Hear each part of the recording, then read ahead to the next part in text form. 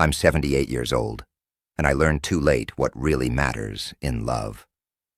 Not because I was cruel or careless on purpose, but because I always thought there would be more time to figure it out.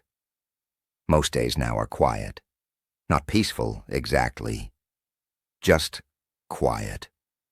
The kind of quiet where you hear the refrigerator turn on, and the clock in the other room, and your own breathing.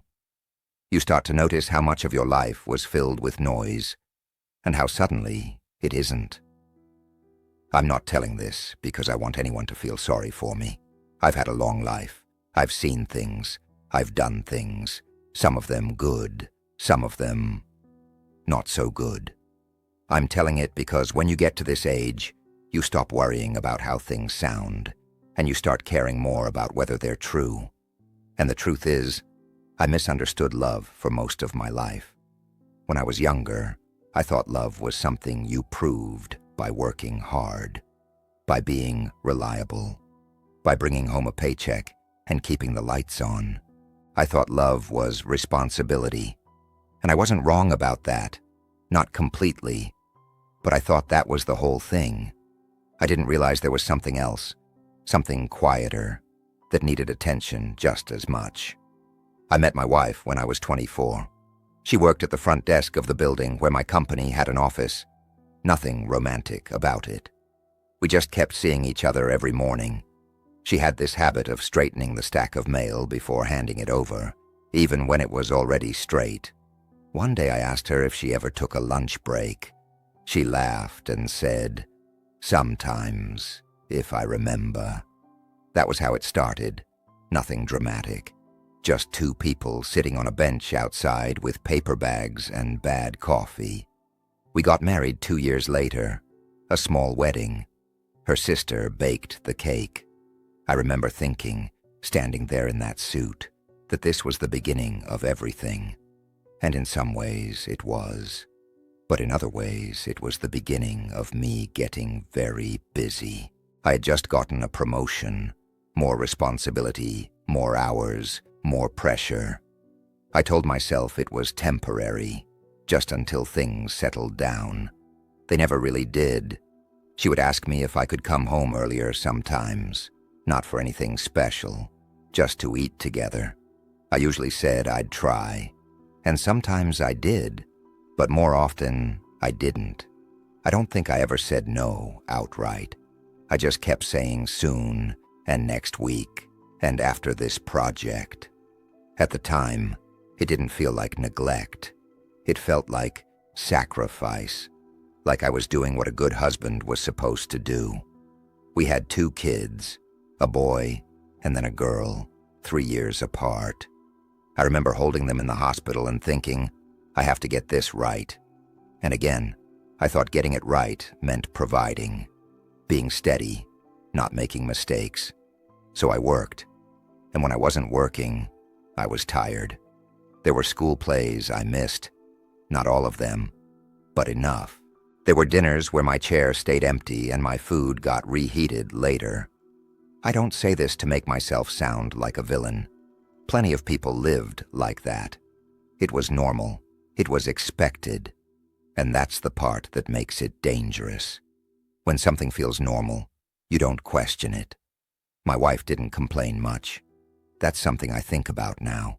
She would mention things, yes, but she didn't yell. She didn't threaten to leave. She just got quieter. She started going to things without me. School meetings, neighborhood events, dinners with friends. I told myself she was independent, that it was good she didn't rely on me for everything. What I didn't see was that she was getting used to not having me there. At night, we would lie in bed and talk about practical things, bills, the kids, what needed fixing around the house. We didn't talk much about how we felt, not because we were angry, just because we were busy. Years go by fast when you're busy. Then the kids were grown. They moved out, started their own lives. I remember the day the house got quiet after that. I thought finally, we'll have time for each other again. But by then, we didn't really know how. We were polite, kind even. But it felt like living with someone you respect, more than someone you reach for. We had habits instead of closeness. Coffee in the morning, television in the evening. The same conversations, over and over. I don't think either of us knew how to change it. Or maybe we were both afraid to admit how far apart we'd drifted. The turning point didn't come in some dramatic argument. It came in a hospital room. She'd been feeling tired for a while. We thought it was nothing, just age, just stress. Then one day she fainted in the kitchen. Cancer, advanced. The word settles in your chest differently when it's about someone you love. I sat by her bed during those treatments, held her hand, brought her soup she barely touched. And for the first time in decades, I wasn't rushing anywhere. I thought, this is my chance to be here, to do better now. But love doesn't work like a balance sheet. You can't make up for years of absence in a few months of attention. She never blamed me. That's another thing that hurts, even now. She just talked about memories, about the kids when they were little, about her sister, about silly things. One night she said very quietly, I always thought we'd have more time, just the two of us. I told her we still did. I didn't know what else to say. She died 3 weeks later. After the funeral, people kept telling me how strong I was, how devoted I had been at the end. I nodded and thanked them, but inside, all I could think was how late the end had come. There are things you can't fix once they're gone. You can't go back and sit at the table when your children were small. You can't take back the evenings you chose the office over the living room. You can remember, but remembering isn't the same as being there. Now I live alone in the same house, too big for one person, but too full of memories to leave easily. Sometimes I find one of her old sweaters in the closet. Still smells faintly like her. Strange how a smell can hurt more than a photograph. My kids call. They visit when they can. They have their own lives, their own worries. I don't want to be a burden, so I tell them I'm fine. Most of the time, I am. But there are evenings when I sit in this chair and think about all the small chances I missed. Not the big, obvious ones. The little ones. The times she wanted to talk and I said, not tonight. The walks we didn't take. The questions I didn't ask because I assumed I already knew her. That's what I learned too late.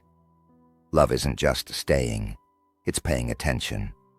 It's noticing when someone is changing right in front of you. It's choosing them, not just once, but again and again, in ways that don't show up on any calendar or bank statement. I used to think love was proven in emergencies, in crises, in showing up when things fall apart. But most of life doesn't fall apart all at once. It just slowly drifts if you let it. If you're listening to this and you still have someone in your life, someone you care about, I won't tell you what to do. I'm not good at telling people how to live. I can only tell you what I wish I had understood.